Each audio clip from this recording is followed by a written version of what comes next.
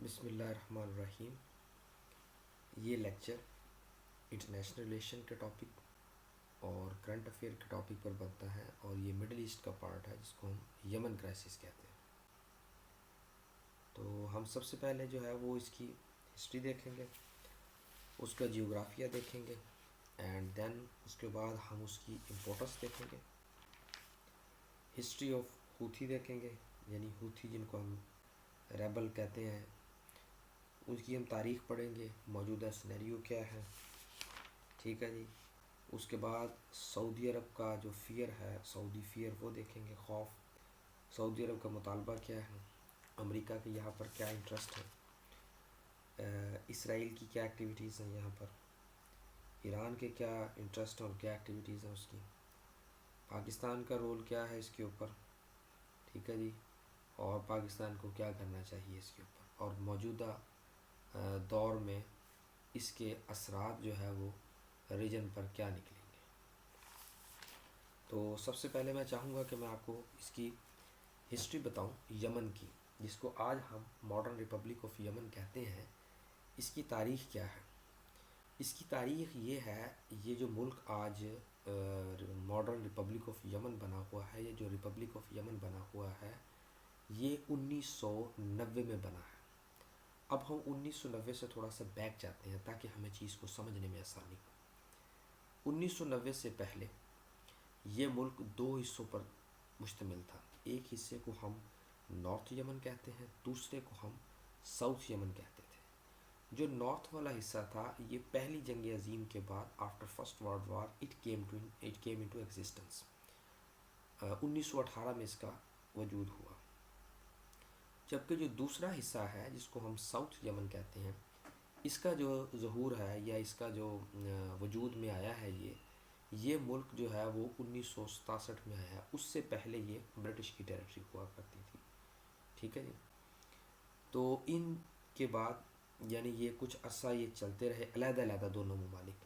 جو ساؤتھ والا پارٹ تھا، یہ ساؤتھ یمن والا، 1967 کے بعد جب ان کو برٹش سے آزادی ملی ہے تو اس کے اوپر مارکسسٹ جو ہے وہ انفلوئنس رہا، اور ان دونوں ممالک نے 1990 کے اندر یونیفیکیشن کر لی، یعنی اتحاد کر لیے، اکٹھے ہو کر ایک ملک بن گیا جس کو ہم ماڈرن ریپبلک آف یمن بھی کہتے ہیں۔ تو یہ تو یمن کی ہسٹری تھی۔ اب ہم تھوڑا سا ذرا اس کے جیوگرافی کی طرف دیکھتے ہیں۔ میں آہستہ آہستہ اس کو جو ہے وہ آپ کو لے کر چلوں گا۔ اب ہمیں یہ پتہ چل گیا کہ یہ جس ہم یمن کی بات کر رہے ہیں، جو کہ مڈل ایسٹ کا حصہ ہے، اس کی تاریخ کیا تھی۔ اب اس تاریخ کے بعد جب یہ ملک پورا ملک بن چکا ہے، اب ہم دیکھتے ہیں کہ اس کے آس پاس کیا ہے، اس کے ریجن میں کیا ہے۔ آپ کو میپ پر بھی یہ چیز شو ہو رہی ہے یمن کے اندر۔ تو یمن کا اگر ہم میپ دیکھیں تو اس کا جو یمن کا نارتھ پارٹ ہے وہ سعودی عرب کے ساتھ ملتا ہے، اور سعودی عرب کی جو ایسٹرن بیلٹ ہے وہ اس کے ساتھ لگتی ہے، اور اس کا جو ویسٹ پارٹ ہے یہ یمن کا ہے وہ ریڈ سی کے ساتھ ملتا ہے، اور جو اس کا ایسٹ پاسٹ پارٹ ہے وہ عمان کے ساتھ ملتا ہے، اور جبکہ جو ساؤتھ پارٹ ہے وہ عریبین سی یا گلف آف عدن کے ساتھ ملتا ہے۔ یہ اس کی جیوگرافی ہے۔ اب ہم اس سے آگے چلتے ہیں، جیوگرافی سے آگے۔ جیوگرافی سے آگے ہے اس ملک کی اسٹریٹجک امپورٹنس کیا ہے۔ اس کی اسٹریٹجک امپورٹنس یہ ہے کہ جو نارتھرن پارٹ ہے، جو اس کے ساتھ سعودی عرب کے ساتھ لگتا ہے، اس کی اہمیت یہ ہے کہ سعودی عرب کا سارا تیل جو ہے وہ ایسٹرن بیلٹ کے اوپر پڑا ہوا ہے، اس کے اوپر، ٹھیک ہے جی۔ تو سب سے بڑی اس کی اہمیت یہ ہے، اور جو سعودی عرب کے لیے مسئلہ بنی ہوئی۔ دوسری اس کی اہمیت یہ ہے کہ اس کے ساتھ باب المندیب لگتی ہے، جس کو گیٹ آف ٹیر بھی کہا جاتا ہے۔ اس کی وجہ میں آپ کو یہ بتاتا ہوں کہ باب المندیب جو ہے وہ ایک چوک پوائنٹ ہے، ٹھیک ہے جی۔ چوک پوائنٹ اس کو اس لیے کہا جاتا ہے، یا یوں کہہ لیں کہ یہ دو بڑے واٹر باڈیز کو آپس میں ملاتا ہے، یعنی عریبین سی کو میڈیٹرینین سی کے ساتھ ملاتا ہے، ٹھیک ہے جی۔ اور یہاں سے ایک اندازے کے مطابق، جو کہ CSIS کی رپورٹ ہے، وہ کہتے ہیں کہ یہاں پر جو ہے وہ سالانہ 20,000 آئل ٹینکر گزرتے ہیں، یعنی بحری جہاز تیل لے کر جو ہے وہ یورپ پہنچتے ہیں۔ تو اس کی اہمیت اس وجہ سے بھی زیادہ ہوئی کہ جو یورپ کی انرجی کا انحصار ہے وہ اس جو ہے چوک پوائنٹ سے ہے، باب المندیب سے ہے، ٹھیک ہے جی۔ اگر اس کو روک دیا جائے تو یورپ جو ہے وہ اندھیروں میں ڈوب سکتا ہے۔ اس کے علاوہ یہ جو ہے وہ مڈل ایسٹ کو اور ہارن آف افریقہ کو کنیکٹ کرتا ہے۔ ہارن آف افریقہ جو ہے وہ بھی ایک گلوبل ٹریڈنگ روٹ ہے۔ اس کے علاوہ اس کی جو اہمیت ہے وہ یہ ہے کہ یہاں پر ریجن کے اندر، ٹھیک ہے جی، جو عدن پورٹ بنی ہوئی ہے، چائنا کی بڑھتی ہوئی انویسٹمنٹ ہے اس کے اندر، ٹھیک ہے جی، اور چائنا جو ہے یہاں پر اپنی ایک جو ہے وہ امپورٹنٹ وہ بنا رہا ہے، اس کو پورٹ بھی بنا رہا ہے، امپورٹنٹ پورٹ بھی بنا رہا ہے، اور ایک نیول بیس بھی بنا رہا ہے۔ اور اس کے اپوزٹ جو ہے وہ جس کو ہم جبوتی کہتے ہیں، جو اس کے تھوڑا سا ریڈ سی والی سائڈ پر آتا ہے، وہاں پر امریکہ کی ایک بہت بڑی نیول بیس ہے، ٹھیک ہے جی۔ تو اس وجہ سے اس کی امپورٹنس بہت زیادہ ہے۔ اب ہم جو ہے وہ اس کی تھوڑی سی ذرا میں ہسٹری لے کر چلتا ہوں، جس سے ہمیں یہ چیز واضح ہوگی کہ یہ مسئلہ کہاں سے اور کیسے اٹھا۔ جس وقت 1990 کے اندر یہ ملک بنتا ہے، تو جو لوگ نارتھرن یمن کے لوگ تھے، وہ جو ہے جن کو ہم ہوتھی ریبل کہتے ہیں، یہ ایک ٹرائب ہے وہاں پر، ٹھیک ہے، یہاں سے یہ مسئلہ اٹھا نا۔ تو یہ ایک قبیلہ ہے نارتھ یمن کے اندر، یہ تقریباً 1000 سال سے رہ رہا ہے، اور ان کا ریلیجین جو ہے وہ پوائنٹ یہ ہے کہ یہ زیدی شیعہ کہلاتے ہیں اور 4 اماموں کے ماننے والے ہیں، ٹھیک ہے جی۔ تو سب سے پہلے 1990 میں جس وقت یونیفیکیشن ہوئی، ان لوگوں نے کہا کہ ہمیں بھی سینٹرل گورنمنٹ میں اختیار دیا جائے۔ یہ 35% ہے، اور شیعہ کمیونٹی جو یہ والی ہے 35% ہے، اور جو سنی کمیونٹی ہے وہ وہاں پر 65% ہے۔ تو انہوں نے کہا کہ آپ ہمیں پولیٹیکل رائٹ دیں، ہمیں ریجنل اٹانومی دیں، ہمارے جو ہے وہ بیسک رائٹ دیں ہمیں۔ لیکن اس زمانے میں علی عبداللہ صالح حکومت کر رہے تھے، تو لے کر تب تک 2011 یہ 12 تک علی عبداللہ صالح ہی رہے، ٹھیک ہے جی، اور وہ ان کو بنیادی حقوق یا پولیٹیکل رائٹ یا پولیٹیکل اٹانومی، ریجنل اٹانومی وہ ان کو نہ دے سکے، ٹھیک ہے جی۔ تو وہ یہ لوگ جو ہے وہ باہر آنا شروع ہو گئے۔ تو انہوں نے سب سے پہلے جو ہے وہ جو تنظیم بنائی اپنے آپ کو پروٹیکٹ کرنے کے لیے، ان 35% لوگوں نے، اس تنظیم کا نام تھا اصحاب المومنین، ٹھیک ہے جی۔ تو اس کے بعد پھر جو ہے وہ یہ تنظیم آفیشیل نیم اختیار کر گئی، اس کو کہتے ہیں انصار اللہ، یعنی سپورٹر آف گاڈس، اللہ کے مددگار۔ اور اس تنظیم کا سن 2003 میں جو سلوگن تھا وہ یہ تھا کہ گاڈ از گریٹ، اللہ عظیم ہے، death to the U S, امریکہ کی ڈیتھ، موت، death to Israel and victory of Islam, ٹھیک ہے جی۔ یہ ان کا جو ہے وہ سلوگن تھا۔ یہ لوگ جو ہے وہ اپنے حقوق لینے کے لیے باہر نکلے۔ یہ ابھی اس وقت یہ انٹرنیشنل مسئلہ نہیں بنا، یاد رکھیے گا، ابھی یہ لوکل لیول کا مسئلہ تھا جس کو ایک ملکی لیول پر بھی سلجھایا جا سکتا تھا۔ لیکن وہاں پر جو ہے وہ، اب میں آپ کو بتاتا ہوں کہ اس ملک کا سٹیٹس کیا ہے۔ یہ یمن ایک غریب ملک ہے، ٹھیک ہے جی۔ ان کا جو ہے وہ روزگار کا انحصار یا تو کمیونٹیز پر ہے، جس میں یہ کافی باہر بیچ لیتے ہیں، پھر اس میں تیل بیچتے ہیں جس میں 41% تیل ان کا جو ہے وہ چائنا خریدتا ہے، پھر اس میں سے کچھ حصہ جو ہے وہ انڈیا بھی خریدتا ہے، پھر تھائی لینڈ بھی کمیونٹیز بھی خریدتا ہے، آئل بھی خریدتا ہے، یعنی ان کا جو ہے وہ انحصار تیل کے اوپر ہے، تیل والا ممالک ہے۔ اور جو ہے وہ انٹرنیشنل اٹامک انرجی والے کہتے ہیں کہ یہاں پر سعودی عرب جتنا تیل پڑا ہے، لیکن ڈیو ٹو OIC سینکشنز کی وجہ سے یہ تیل نہیں نکال سکتے، اس وجہ سے یہ غریب ملک ہے۔ اب یہاں پر مسئلے کیا ہیں؟ مسئلے یہ ہے کہ جن وجہ سے یہ نکلے، دو وجوہات تو یہ تھی کہ ان کو پولیٹیکل اٹانومی نہیں دی جا رہی تھی اور ریجنل اٹانومی نہیں دی جا رہی تھی، یعنی سینٹرل گورنمنٹ میں ان کو پاور نہیں دی جا رہی تھی۔ اب مسئلہ یہ ہے کہ دو بنیادی وجوہات تھی جو یہاں پر، ایک سن 2011 سے 12 میں ریولوشن کا سبب بنا، اور دوسرا جو ہے وہ کانسٹیٹیوشنل کرائسس کا سبب بنا۔ اب میں آپ کو سب سے پہلے اس کے کانسٹیٹیوشنل کرائسس بتاتا ہوں کہ اس کے کانسٹیٹیوشنل کرائسس کیا تھے۔ 1991 میں جس وقت ملک میں ایک ریفرینڈم کے ساتھ کانسٹیٹیوشن بن جاتا ہے، تو اس میں ریپبلک آف یمن اس ملک کو قرار دیا جاتا ہے، شریعہ لاء کو نافذ کیا جاتا ہے۔ 2001 کے اندر امینڈمنٹ ہوتی ہے جس میں پریزیڈنشیل ٹرم جو ہے وہ 7 سال کی اور پارلیمنٹیرین ٹرم 6 سال کی دی جاتی ہے۔ تو 2012 کے اندر جو منصور کی گورنمنٹ آتی ہے، ٹھیک ہے جی، تو اس کے اندر یہ ڈیمانڈ کی جاتی ہے اس گورنمنٹ کے اندر کہ جو ہے وہ کانسٹیٹیوشن کو تھوڑا سا دوبارہ ری ڈرافٹ کیا جائے ہمارے حقوق کے لیے، لیکن 2012 سے 14 تک ایسا نہیں ہوتا۔ پھر 2015 کے اندر جو ہے وہ دوبارہ کانسٹیٹیوشن ڈرافٹ ہوتی ہے، جس میں دو پارٹیز جو ہے وہ اس کو ہیڈ کر رہی ہوتی ہیں۔ ایک کا نام جو ہے وہ جی پی سی ہے، جس کو جنرل پیپل کانگریس بھی کہتے ہیں، دوسری کو ہوتی کہتے ہیں، ٹھیک ہے جی۔ یہ مانیٹرنگ کر رہے تھے، لیکن اس کے کچھ نتیجہ جو ہے وہ نہیں نکل سکا۔ انہوں نے کہا کہ ہم اس کو، این ڈی سی نے کہا کہ نیکسٹ ٹرم کے اوپر جو ہے وہ سولو کریں گے اس مسئلے کو، جو اگلی پریزیڈنشیل ٹرم آئے گی، لیکن وہ سولو نہ ہو سکے۔ پھر 2011 کے اندر جو ہے وہ علی عبداللہ صالح چلے جاتے ہیں، اور جو ان کے وائس پریزیڈنٹ منصور الہادی آ جاتے ہیں سنی گورنمنٹ۔ یہ دونوں ہی آدمی امریکن پلانٹڈ آدمی تھے، اور جن کو جو ہے وہ سعودی عرب سپورٹ کر رہا تھا۔ سنی گورنمنٹ تھی، ظاہری سی بات، انہوں نے سپورٹ کرنا تھا اس کو۔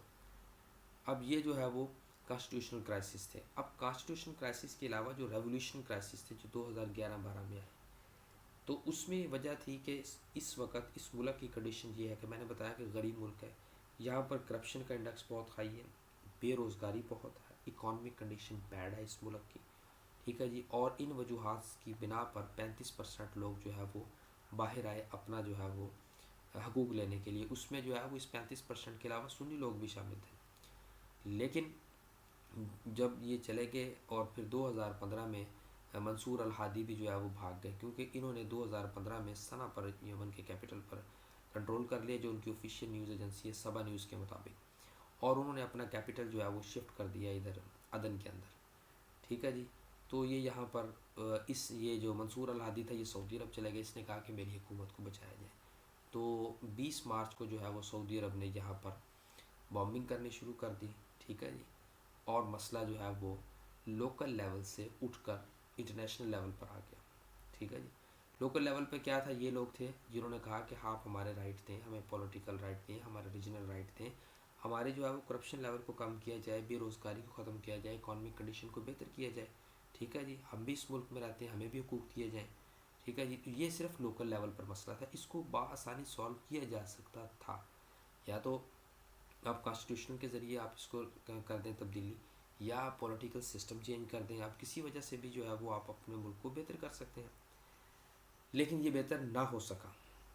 جب یہ بہتر نہ ہو سکا تو اس کو سپورٹ کرنے کے لیے عالمی طاقتیں جو ہے وہ میدان میں پہنچ گئی۔ سعودی عرب نے 2015 سے بامبنگ شروع کر دی، اور مسئلہ ابھی تک چل رہا ہے، اور ایک اندازے کے مطابق کئی ہزار جو ہے وہ لوگ یہاں پر مر چکے ہیں، لیکن 10,000 سے زائد جو ہے وہ ریشو بتائی جاتی ہے، ڈیتھ ٹول جو ہے، ڈیتھ ٹول اس کی 10,000 بتائی جاتی ہے۔ اب جو ہے وہ سعودی عرب کا اس میں کیا مسئلہ ہے، اور سعودی عرب کو خوف کیا ہے اس کے اوپر؟ سعودی عرب کو کچھ جو ہے وہ خوف یہ ہے کہ سب سے پہلی تو وہ یہ کہتا ہے کہ اس کا جو ایسٹرن بیلٹ ہے، کہیں یہ نارتھ یمن والے لوگ اس پر قبضہ نہ کر لیں اور سعودی عرب کے آئل کو کنٹرول نہ کر لیں۔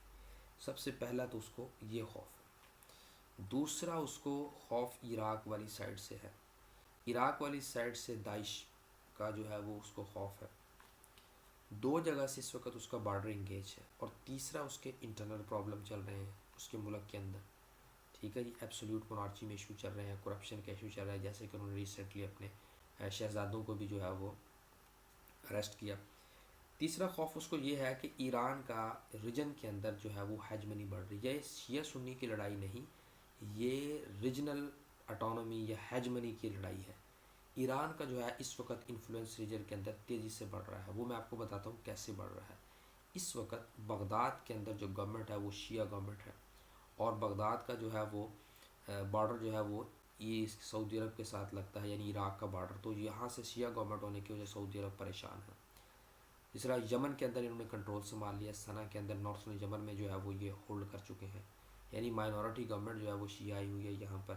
یہ ایسٹرن بیلٹ سے پریشان ہے، دو جگہ سے اس وقت یہ گھرا ہوا ہے۔ تیسرا سیریا میں اساد کی گورنمنٹ ہے، ٹھیک ہے جی۔ پھر بیروت میں یعنی لبنان میں اس کی گورنمنٹ ہے، شیعہ گورنمنٹ ہے۔ تو ریجن کے اندر یہ یہاں پر جو ہے وہ یہ بڑھ رہا ہے اس کا انفلوئنس ایران کا۔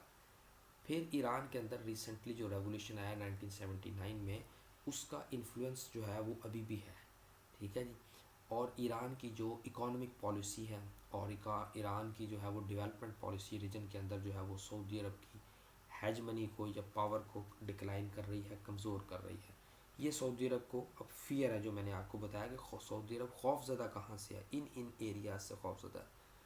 اس کو اپنی جو ہے وہ ساخت کا خطرہ پڑا، اسٹیبلٹی کا خطرہ پڑا ہوا ہے. یعنی ہماری بادشاہت نہ چلے جائے، ٹھیک ہے، یا ہماری جو ہے وہ بالکنائزیشن نہ ہو جائے، ہمارے ملک میں تحریکیں نہ کھڑی ہو جائیں.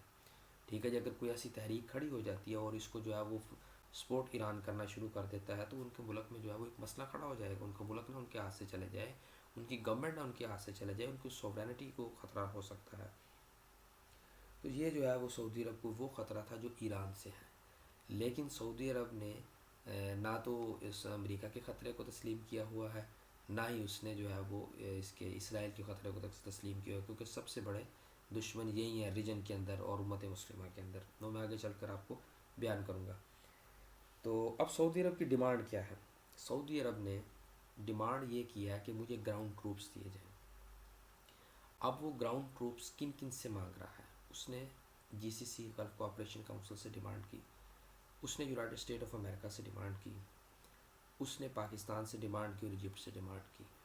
انفارچونیٹلی کوئی بھی ملک دینے کو تیار نہیں ہے. میں آپ کو بتاتا ہوں ملٹری اسٹریٹجی میں کہ جس وقت آپ گراؤنڈ ٹروپس داخل کرتے ہوں تو آپ یہ ذہن میں رکھیں کہ آپ جو ہے وہ اپنے گراؤنڈ ٹروپس کھو چکے ہیں. ٹھیک ہے جی، آپ کو بچنے کی امید ختم ہو چکی ہے. آپ گراؤنڈ ٹروپس داخل ہی تب کرتے ہیں جب آپ کے پاس کوئی آپشن نہ ہو. ٹھیک ہے جی، no choice is a choice. ٹھیک ہے جی، آپ کے پاس کوئی آپشن نہیں ہے تو آپ نے اسی آپشن کو چوز کیا ہے تو کرتے ہیں. اب ایجپٹ نے بھی نہیں دی، امریکہ نے بھی نہیں دی، پاکستان بھی نہیں دے گا اور جی سی سی بھی نہیں دے گا. امریکہ کا اس کے اوپر کیا رسپانس ہے، جو کہ اس کا اتحادی اور اس نے اس کی سیکورٹی کی یا ڈیفنس کی ذمہ داری لی ہوئی ہے؟ امریکہ آلریڈی جو ہے وہ اپنی فورسز جگہ جگہ انگیج کیے ہوئے ہے اور وہ اپنے فوجی جو ہے وہ گراؤنڈ ٹروپ زمین میں داخل کر چکا ہے اور اس کو جگہ جگہ شکست ہو رہی ہے، ڈکلائن ہو رہی ہے. ہم اس کی مثال جو ہے وہ اس طرح دیکھتے ہیں، جب بھی کسی ریجن میں فورسز داخل ہوتی ہیں تو آس پاس والے ملک اس کی تباہی کا جو ہے نا وہ یوں کہہ لیں کہ اس کی قبر کھودنے کے لیے سامان مہیا کرتے ہیں. روس آیا، اس کی جو ہے فوجی زندہ نہیں بچ کے گئے. امریکہ کے فوجی آئے ہوئے افغانستان میں، وہ بھی زندہ نہیں بچ کے جائیں گے. جگہ جدھر بھی اس نے فوجی ڈالی ہے، اگر وہ یہاں بھی اپنی فوج انگیج کرتا ہے تو بھی اس کو مسئلہ ہوگا. تو امریکہ نے اس کے اوپر کہا کہ میں آپ کو لاجسٹک سپورٹ دے سکتا ہوں، انٹیلیجنس سپورٹ دے سکتا ہوں، اس کے علاوہ میں آپ کو کچھ نہیں دے سکتا. میں جیسے ایجپٹ نے بھی انکار کیا، پاکستان نے بھی انکار کیا. اچھا جی، یہ تو جو ہے وہ سعودی عرب کی مطالبہ تھا کہ ہمارا جو ہے وہ انٹرسٹ کو ریجن میں پروٹیکٹ کیا جائے. اب یو ایس اے کے انٹرسٹ کیا ہے؟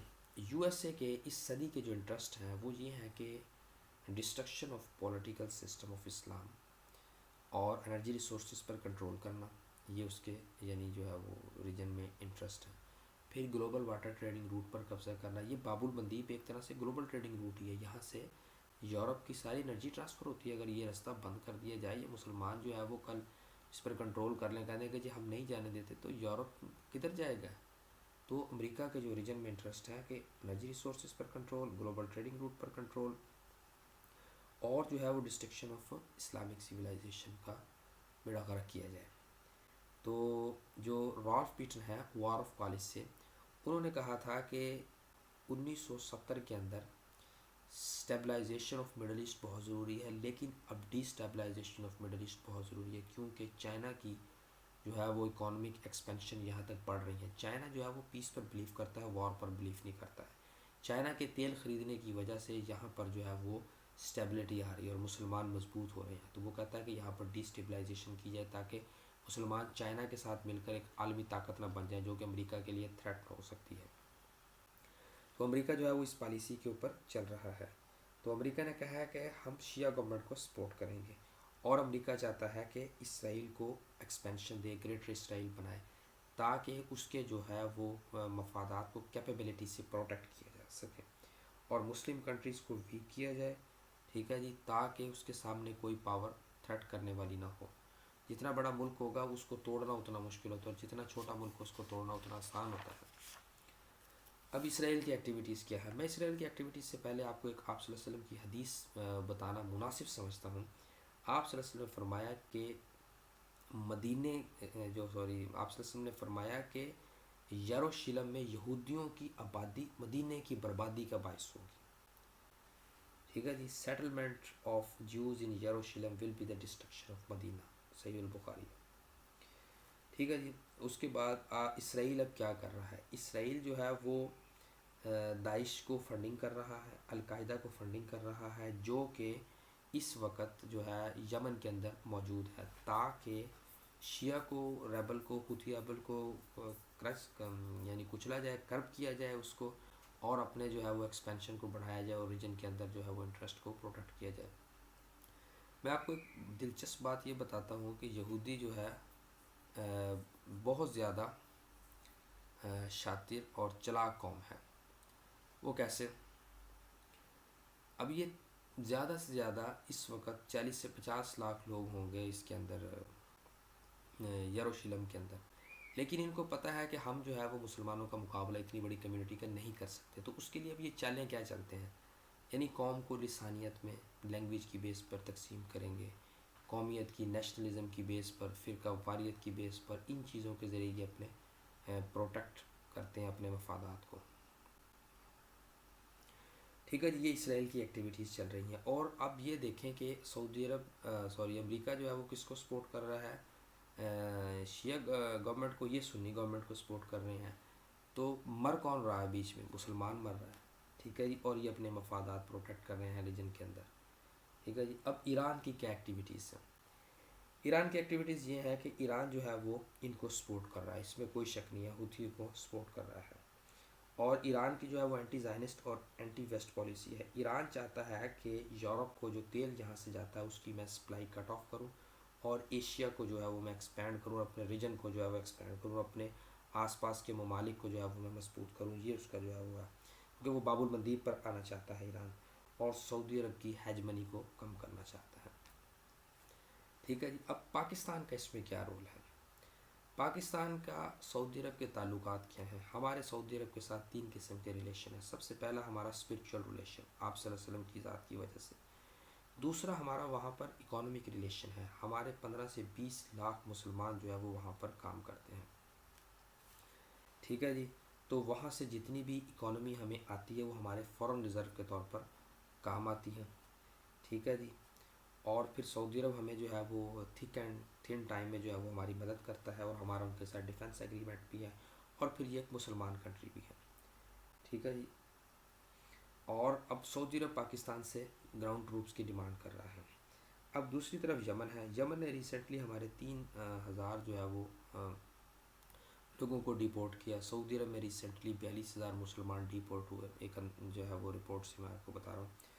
ٹھیک ہے جی. اب دونوں طرف مسلمان ممالک ہیں, تو ہمارا اس کے اوپر رول کیا ہونا چاہیے؟ تو ہمارا رول وہی ہونا چاہیے جو قرآن نے بتایا ہے. قرآن کہتا ہے کہ اگر تو غیر مسلم ہے تو ان سے جنگ کرو, مسلمان ہے تو ان کے درمیان صلح کرائے, مفاہمت کرائے. ٹھیک ہے جی. ٹائز کریٹ کریں, فرینڈ شپ کریٹ کریں, مفاہمت کریٹ کریں آپ اس کے ساتھ. ٹھیک ہے جی. اور اس کی مثال تاریخ سے بھی ہمیں ملتی ہے. وہ تاریخ سے اس کی مثال یہ ملتی ہے کہ جس وقت جرزیا نے کیسابلانکا کے اندر جو ہے وہ سمت میں مصر کو واپس لایا, وہ یہ ہوئی تھی مصر میں کہ مصر نے ایک معاہدہ کیا تھا ویسٹرن کے ساتھ, جس کے تحت جو ہے اس کو OIC سے نکال دیا گیا تھا.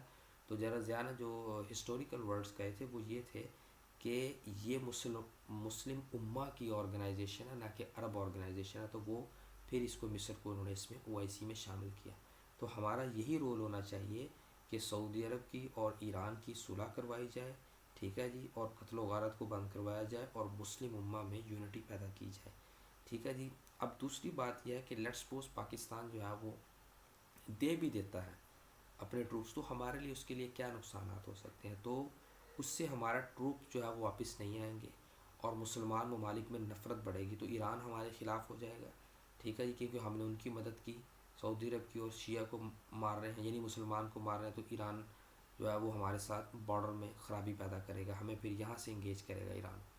تو ہمارا جو ہے وہ ایران بھی بھائی ہیں, ہمارے مسلمان بھائی ہیں, اور وہ بھی بھائی ہیں, اور ہمارا جو ہے وہ ایک مفاہمت کی پالیسی ہونی چاہیے. دوسری, ہمیں تاریخ سے ایک سبق سیکھنا چاہیے. وہ یہ ہے کہ جس وقت 1979 میں روس نے جو ہے وہ انویژن کی افغانستان کے اندر, ٹھیک ہے جی. تو اس میں یہ ہوا کہ ہم نے جو ہے وہ امریکہ کے کہنے پر اپنی فوج کی جو ہے وہ کوریں بڑھائیں اپنی. ٹھیک ہے جی. اس کور میں یہ ہوا کہ ہمیں لڑنے کے لیے جو ہے وہ مجاہدین اور یا بغیر وردی کے ہمارے لوگ جا رہے تھے. وہ ہماری اکانومی پر ایک بہت سارا بوجھ بنا، لیکن اس بوجھ کو سٹارٹ میں امریکہ نے برداشت کیا. 10 سال کے بعد جب روس یہاں سے چلے گیا تو وہی جو ہے وہ امریکہ جو کہ ہماری ملٹری ایڈ دے رہا تھا اس نے بند کر دی. وہ 40-50 ہزار آدمی جو ہم نے جو ہے وہ ایڈ کیا تھا وہ ہماری اکانومی پر بوجھ بن گیا آدمی. اسی طرح کل اگر یہ مسئلہ ختم ہو جاتا ہے، سعودی عرب سائڈ پر ہو جاتا ہے یا ان کی صلح ہو جاتی ہے کسی بنا وجوہات کی بنا پر، ہمارے لیے کیا مسئلہ ہوگا؟ ہماری اکانومی پر بہت بڑا بوجھ آ جائے گا. ہم ان فوجیوں کو کہاں سنبھال کے رکھیں گے؟ ٹھیک ہے جی. ہماری ملٹری پر ایک جو ہے وہ مزید بوجھ. تو ایک تو ہمیں یہ فیوچر سے سیکھنا چاہیے. ٹھیک ہے جی. کل اگر صلح ہو جائے تو ہم 20-30 ہزار آدمی یا ایک ڈیو جو ہے وہ ایڈ کرتے ہیں تو اس کا آنے والے دنوں میں ہماری اکانومی پر کیا مسئلہ بنے گا. ٹھیک ہے جی. تو اور اکانومی ہماری پہلے ہی ٹھیک نہیں ہے، ہماری پالیسی آف آئسولیشن کی طرف جا رہی ہے دنیا میں، ہم پالیسی آف آئسولیشن کی طرف جا رہے ہیں. ٹھیک ہے جی. تیسرا مسئلہ یہ ہے کہ اگر ہم فوج انگیج کر بھی دیتے ہیں، یہاں سے ہم اپنی نئی فوج ایڈ نہیں کرتے ہیں، پرانی فوج ہی ہماری یہاں سے ایک ڈیو چلے جاتی ہے، تو ہماری ویکنس کو جو ہے وہ انڈیا فائدہ اٹھائے گا، ادھر سے افغانستان فائدہ اٹھائے گا. ٹھیک ہے جی. اور امریکہ بھی فائدہ اٹھائے گا، اسرائیل فائدہ اٹھائے گا. تو ہمیں جو ہے وہ کہیں نہ کہیں سے اٹیک کا نشانہ بنائیں گے. ٹھیک ہے جی. ہو سکتا ہے کہ وہ ڈائریکٹ اٹیک نہ کریں، ہمارے فاٹا والی سائڈ سے ٹیررزم کو مزید پروموٹ کریں جس سے ہمارے ملک میں جو ہے وہ مسائل کا شکار ہو. تو یہ لیکچر جو ہے وہ اس کے اوپر تھا. اب میں آپ کو جو ہے وہ ایک ایڈیشنل انفارمیشن دینا چاہتا ہوں اس لیکچر سے ہٹ کر. وہ انفارمیشن یہ ہے، رینڈ کارپوریشن کی ایک رپورٹ آئی. وہ رپورٹ یہ تھی کہ انہوں نے کہا کہ ہم نے مسلمانوں کو جو ہے وہ سکسیسفلی 3 حصوں میں ڈیوائیڈ کر دیا، جس میں سے 2 پر ہم نے کنٹرول پا لیا ہے، 1 پر کنٹرول پانے والا رہتا ہے، اور اس کے لیے جو ہے وہ ہم دنیا میں تباہی کر رہے ہیں. یعنی جو ہے وہ تباہی جو ہو رہی ہے وہ اس کے لیے ہو رہی ہے. اس نے کہا کہ اس وقت مسلمان 3 سیکشن میں ڈیوائیڈ ہے. پہلا سیکشن جو ہے وہ یہ ہے کہ ایک مسلمان کی ٹائپ یہ ہے کہ وہ صرف اور صرف اللہ توبہ میں لگا ہوا. اس کی منزل کتنی ہے؟ نماز، روزہ، حج، زکوٰۃ، بس اس سے زیادہ نہیں ہے. وہ مسجد میں جاتا ہے، مسجد میں آتا ہے، ٹھیک ہے، مسجد سے واپس آتا ہے، نماز پڑھی، جمعہ کی نماز پڑھی، اپنا گیا اپنا آیا. اس کو اس سے سروکار نہیں ہے کہ دنیا میں کیا ہو رہا ہے. وہ دنیا میں ختم نبوت پر کچھ ہو رہا ہے، وہ بلاشفیمی کے لا پر کچھ ہو رہا ہے، اس کو اس سے کوئی غرض نہیں ہے. وہ اپنے مسجد میں آ رہا ہے. اس نے کہا یہ ہمارے لیے خطرہ نہیں ہے کیونکہ یہ ہمارے بولتا ہی نہیں ہے، شریعت میں اس کا کام ہی نہیں ہے. تو علامہ اقبال نے اس کے اوپر ایک شعر کہا تھا. اس نے کہا ہند میں ہم اللہ کو سجدے کی اجازت، ناداں یہ سمجھتا ہے کہ دین آزاد ہے. تو اگر آپ کو یہ تو بش بھی اجازت دیتا ہے آپ کو، جارج ڈبلیو بش کو کہتا ہے کہ نماز پڑھیں، حج کریں، زکوٰۃ دیں، کوئی مسئلہ نہیں ہے. لیکن اگر آپ کہیں گے شریعت کے نظام کو نافذ کریں، اس کے لیے ہم دنیا میں آگ لگا دیں گے. ایک تو سیکشن یہ ہے، یہ ان کے لیے کوئی تھریٹ نہیں ہے. دوسرا سیکشن وہ ہے جو ہے تقریباً جو ہے وہ لبرل ہو گیا ہے. اس نے کہا یہ اس پر ہم فتح پا چکے ہیں. جو کہتے ہیں کہ جو کام کی چیزیں ہیں ٹھیک ہے، پرانا ہو گیا، نہیں چل سکتا موجودہ نظام کے ساتھ. اب جو ہے وہ سودی نظام کا کیسے حل نکال لیں، اتنے بڑے بینکنگ سسٹم میں توڑ ہی نہیں مل رہا ہے. وہ کہتے ہیں کہ بھائی مجبوری ہے، کیا کریں اس کو اپنا لیں. ایک سسٹم، اور اس نے کہا کہ ہم نے اس کو ذہنی طور پر جیت حاصل کر لی ہے. تیسرا سیکشن جو کہ ان کے لیے اس وقت کباب کی ہڈی بنا ہوا ہے، یعنی گلے میں جو ہڈی بنی ہوئی ہے نا ان کے، وہ یہ ہے، اس کو کہتے ہیں وہ فنڈامنٹلزم. انہوں نے کہا کہ فنڈامنٹلزم وہ لوگ ہیں جو کہ اسلام کو ایک کمپلیٹ کوڈ آف لائف سمجھتے ہیں، یعنی اسلام کو اپنی نظام زندگی میں مکمل طور پر امپلیمنٹ کرتے ہیں، اکنامک سسٹم میں، پولیٹیکل سسٹم میں، سوشل سسٹم میں اور ریلیجین سسٹم میں، یعنی چاروں چیزوں میں جو ہے وہ اس کو وہ امپلیمنٹ کرتے ہیں. ٹھیک ہے جی. اس نے کہا کہ صرف اور صرف یہ لوگ خطرناک ہیں ہمارے لیے، جو کہ ہمارے نظام کے لیے، ہمارے کیپٹلزم جیسے نظام کے لیے، سودی نظام کے لیے جو خطرناک ہے. اسی کے لیے ہی وہ دنیا میں یہ جو جتنی بھی ٹیررزم کے اوپر وار ہو رہی ہے، یہ سب اور سب اس سسٹم کو ختم کرنے کے لیے کی جا رہی ہے. اور اسی کے لیے تو انہوں نے وہ تنظیمیں ڈیولپ کی گئی ہیں، داعش جیسی ٹیرورائٹس، خارجی ٹیرورائٹس جو ہے وہ فتنہ خارجی. ٹھیک ہے جی. اس چیز کو جو ہے وہ ختم کرنے کے لیے فنڈامنٹلزم والے لوگ ہیں کہ ان کو کسی طریقے سے ختم کیا جائے، جو اسلام کو ایک نظام سمجھتے ہیں. جب اس کو ختم کر دیا پھر پیچھے کچھ بھی نہیں بچتا. آپ کی شریعت کو ختم کرنے کے لیے صرف اور صرف اس پر اٹیک کیا جا رہا ہے تاکہ ہمارے سامنے کوئی ایسا نظام نہ ہو جو کہیں کہ نہیں یار یہ نظام جو ہے وہ اب دنیا کے لیے فائدہ مند نہیں ہے، کچھ کا الٹرنیٹ ڈھونڈا جائے. تو اس کو مکمل جو ہے وہ اس کے اوپر کام کیا جا رہا ہے. فنڈامنٹل مسلمان کو جو اسلام کو نظام اسلام کو ایک دین سمجھتا ہے اپنی کمپلیٹ کوڈ آف لائف میں، اس کو ختم کرنے کے لیے کام کیا. تو اسی کے لیے جگہ جگہ وارز ہو رہی ہیں. ٹھیک ہے جی. تو مسلمان جو ہے وہ بالکل اس وقت خاموشی کی نیند سو رہے ہیں. ٹھیک ہے جی. اور اس کے لیے جو ہے وہ جگہ جگہ ہم دیکھتے ہیں کہ تبلیغیں ہو رہی ہیں صرف اور صرف نماز روزہ حج زکوٰۃ کے لیے. ٹھیک ہے جی. کوئی ایسے لوگ نہیں کھڑے ہوتے ہیں جو کہ اس نظام کو چیلنج کریں. ٹھیک ہے جی. اور اپنے ملک میں سسٹم کو نافذ کرنے کی بات کریں. ٹھیک ہے جی. وہ اس وقت خاموشی ہے. ٹھیک ہے جی. تو یہ اس کے اوپر لیکچر تھا یمن کرائسس کے اوپر. اس کو سننے کا بہت بہت شکریہ. اللہ حافظ.